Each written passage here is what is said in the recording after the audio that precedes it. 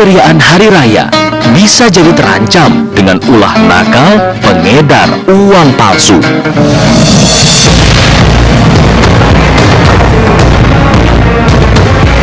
Baru-baru ini kasus penangkapan oknum TNI berpangkat kolonel di Cawang, Jakarta terkait penemuan ribuan lembar uang palsu membuka tabir bahwa sindikat pengedar uang palsu kian merajalela. Bisnis haram uang palsu itu mulai tercium menjelang bulan Ramadan. Tapi data kami melihat bahwa itu jauh, kalau kita analisis dari peredarannya, jumlahnya itu tidak bisa signifikan langsung itu terkait dengan peningkatan aktivitas ekonomi masyarakat.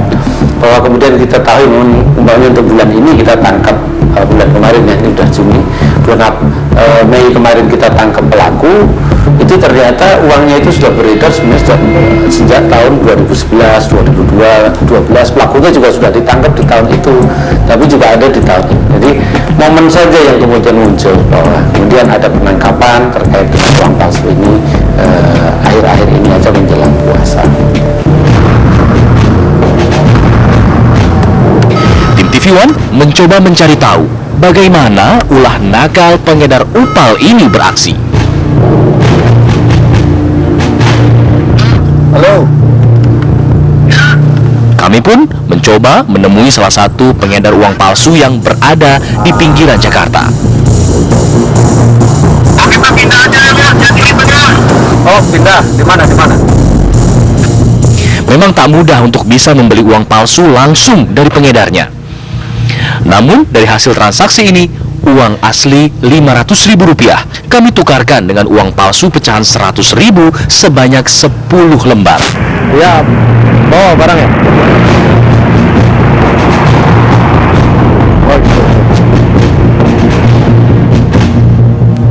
Untuk membuktikan kualitas uang palsu ini, kami mencoba membelanjakan uang palsu Rp100.000 ini ke sebuah minimarket. Itu palsu, ini duit yang asli. Tapi nggak tahu ya kalau itu uang palsu ya. Kalau ini uang palsu, nggak sadar. Selain minimarket, kami mencoba menggunakan uang palsu itu untuk bertransaksi di rumah makan. Lu tahu nggak kalau ini duit palsu? Nggak tahu. Ini duit palsu nih. Iya.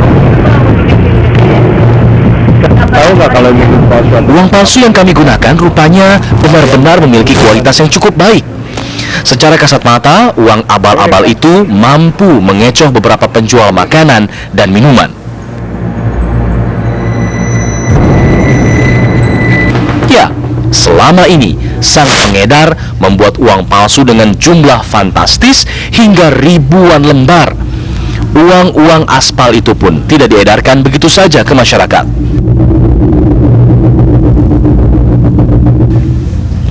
Kepada TV One, salah seorang pelaku, Roy, mengungkapkan selama berkecimpung di bisnis haram sejak tahun 2009, dirinya tak bermain sendiri.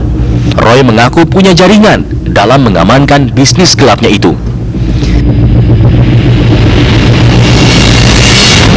Namanya dalam bisnis ini ya, semua kita ada namanya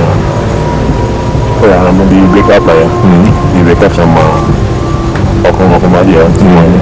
Jadi kalau kita pengen mau mencari kertas, kita di backup sama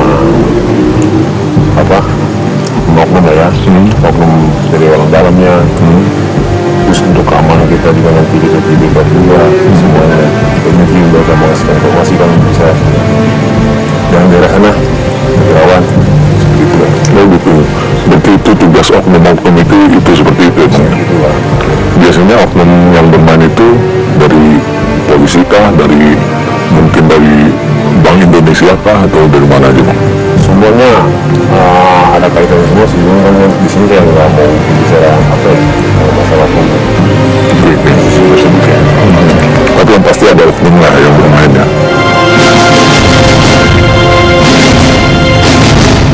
Sindikat pengedar uang palsu tidak terlepas dari orang-orang yang lihai mendesain uang semirip mungkin dengan aslinya.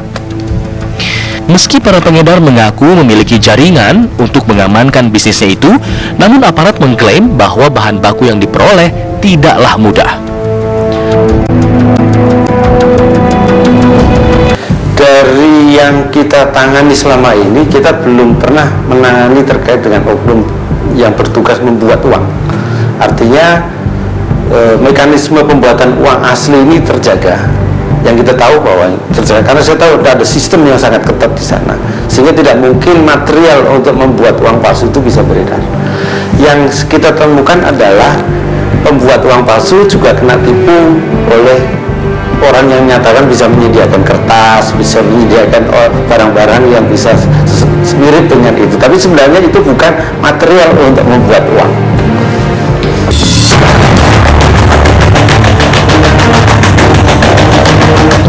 Selama ini, perputaran bisnis gelap uang palsu paling banyak terjadi di Pulau Jawa. Jumlah kasus uang palsu pun cenderung meningkat. Modus peredarannya pun dilakukan secara tertutup. Sang penjual upal hanya menjual barang ilegalnya kepada pembeli atas rekomendasi jaringannya.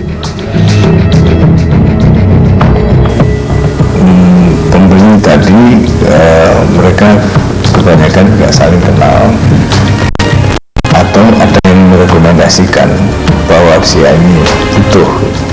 Mereka kalau tidak ada yang merekomendasikan, tidak berani, kami takut ada jebakan-jebakan seperti itu yang terjadi. Sehingga selama ada supply and demand, ya tetap kejadian paling ini ada terjadi berbagai pihak. Hanya sekarang persoalannya adalah tingkat kepiawaian